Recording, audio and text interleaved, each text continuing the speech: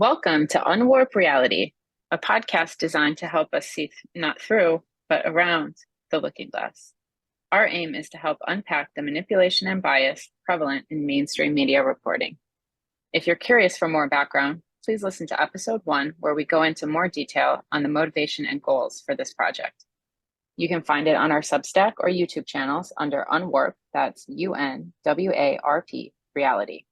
And before I forget to introduce myself, I'm Liz, a cybersecurity specialist, cultural anthropologist, and world traveler calling in from New York City. Okay, nobody's going to believe you that you're a world traveler if you just keep calling in from New York City. Okay, well, I'm just like stuck here for the moment. Let's say former world traveler. Former world traveler. Okay, and I'm Bekah, a psychologist, leadership coach, and social critic coming to you from Chicago. Great to have you with us. If you want to know a bit more about who we are, please check out the bio page on our Substack. In previous episodes, we reviewed the way that word choice and selection of information influences perception related to specific events, for example, election reporting or police shootings. In today's episode, we will look at what happens when the media really wants everybody to dislike you. Yeah, exactly. We've got a mean girl situation going on. So, in the last episode, we talked about how issues relating to race were framed often in a misleading manner. And we took some time to look at how the media misinforms us to reinforce a particular narrative. In this episode, we'll briefly review the deluge of attacks visited upon Elon Musk of Tesla, SpaceX, and more recently, Twitter renown. Right. And so in today's episode, we're going to see this media spin machine go into overdrive, working hard to influence our interpretation of a specific set of events, in this case, the impending and actual purchase of Twitter by Elon Musk. And as we've highlighted before, part of creating this spin requires not just coloring coverage of the event itself, but also an accompanying desire to influence how we feel about the man involved. In case you didn't get the memo, the purchase of Twitter was another episode of Major Crisis, an attack on the good guys by an evil billionaire. Okay, well, here we go again. So the coverage itself is kind of pathetic on its face, but when you dig into it, it starts to feel almost a bit sinister, especially when you consider what the actual facts are. So, what were the two biggest complaints made by the mainstream media in relation to Musk and his takeover of Twitter? I think the first was that it would compromise free speech, and the second, that he himself was not a fit steward of a public forum. So, we'll take a few moments to unpack both of these ideas. Should we start with the issue of free speech on the platform? Yeah, that sounds good. So, free speech on Twitter is part of an ongoing discussion, but let's go back a bit and highlight some points from before Musk even made the offer to purchase the company. In March 2022, he posted a Twitter poll asking if his followers thought that Twitter upheld the principle of free speech. The results were about 70 to 30 that it did not. The fact that he brings up and engages users on this topic, and on the platform itself no less, would indicate that Musk himself probably was concerned about free speech. The next month, he offered to purchase the company, and shortly after that, he tweeted, "I hope that even my worst critics remain on Twitter because that is what free speech means." I mean, that sounds like a pretty reasonable take on free speech to me, and a sentiment that I would agree with. So, over the next few months, there was some back and forth about how many bots were on the platform and whether or not the deal would go through. But it was during that time that we started to see a lot of articles talking about how free speech would be undermined and the truth would be twisted. There'd be disinformation everywhere if Musk took Ooh. over. Yeah, scary. But there wasn't really a lot of evidence presented to support why the mainstream media was really churning this fear. Sure. And a lot of discussion was about whether or not a private citizen should have control of public forums. But what is typically not mentioned was that this had always been the case with Twitter. That is, Twitter has always been a private company that runs a platform where people post their thoughts and ideas for the public to consume. And those who ran that company have always had the authority to determine what ideas were allowed to be shared on the platform. Exactly. So, what most, including Musk, suspected, and what the insiders and left leaning voices knew, was that pre Musk Twitter had a definitively left skew. And voices that amplified the messages that Democrats and progressives supported were welcome, and those offering alternative perspectives were often silenced. And now that we've seen the Twitter files, this has been shown to be true.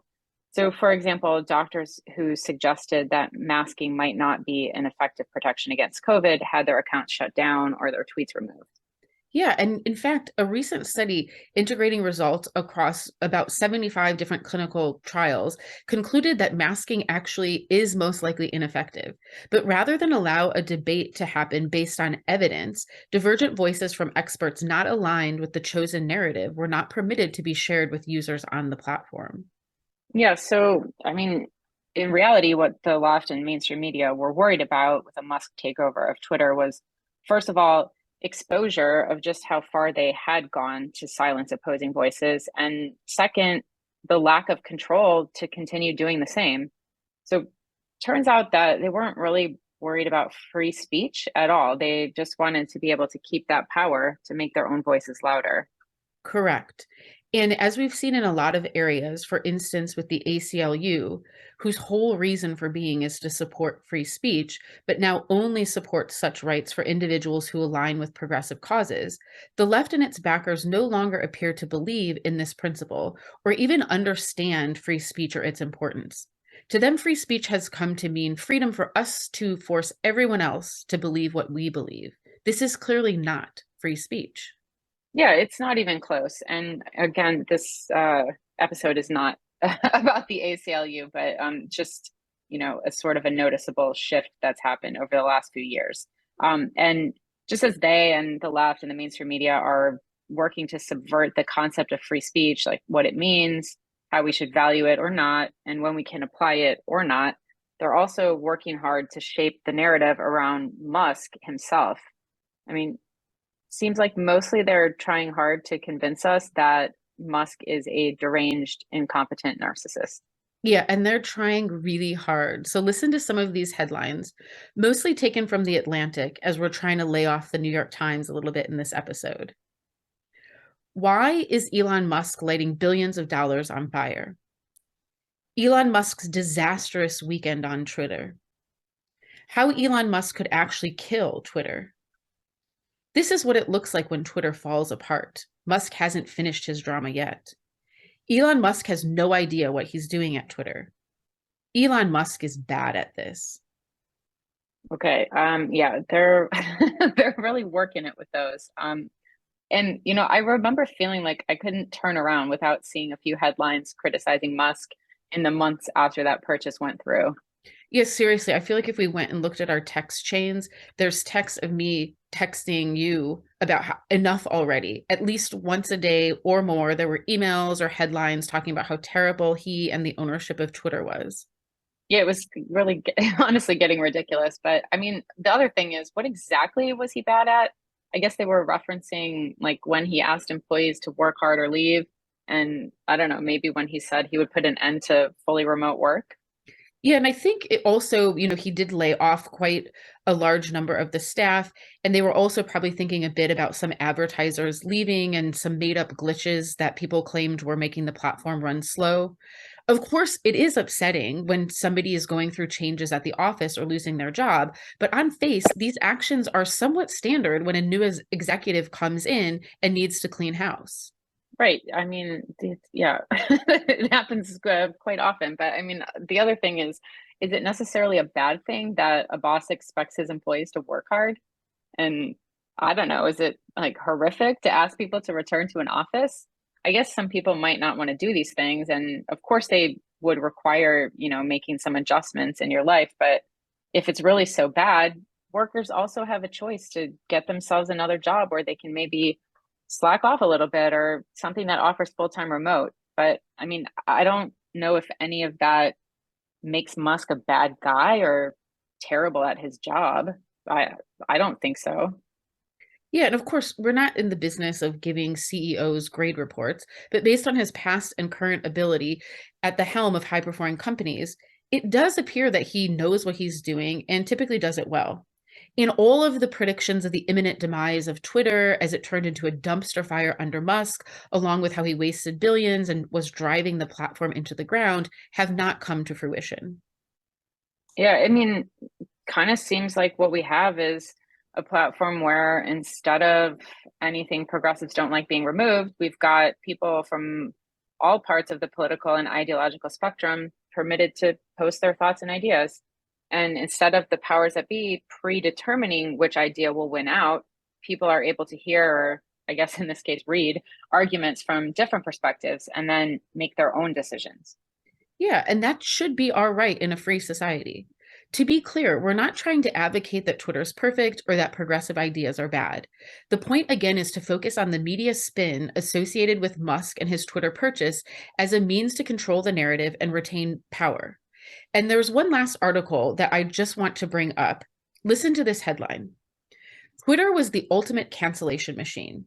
If the platform dies, how will people find quick justice? So I would argue that calling canceling people on Twitter justice is inaccurate. Since when is mob rule and ruining someone's life or career, in most cases without even having all or any of the facts, considered a good thing? I mean, that's a seriously twisted way to view justice. And I'll be honest, when you first read that, I mean, I thought it was a headline from The Onion or something. No, no, You The know, Atlantic. oh, The Atlantic. Well, I mean, yeah, it came across to me like something that would be like mocking this kind of self-righteous Spanish Inquisition style of social interaction that progressives seem to have been leaning into of late. But I mean, to me, this just goes back to the point we've been trying to make about this good guys versus bad guys framing that the media loves, with all the good guys on the progressive side. I mean, come on. We all know there's good guys and bad guys on all sides of any issue, and the media should show a lot more respect for our ability to understand and process nuance and to make our own decisions. And canceling is frankly the opposite of supporting free speech, and it really smacks of vigilantism. Yeah, exactly. And in addition, there is plenty of evidence that many, if not most of those who get canceled are often targeted because of misinformation or misinterpretation of what happened. And historically, we know that there are many cases where mob justice is typically not viewed as justice at all in hindsight. Yeah, I mean, you're right, but I feel like we're maybe digressing again. So back to Twitter and Elon Musk and the impending end of the world.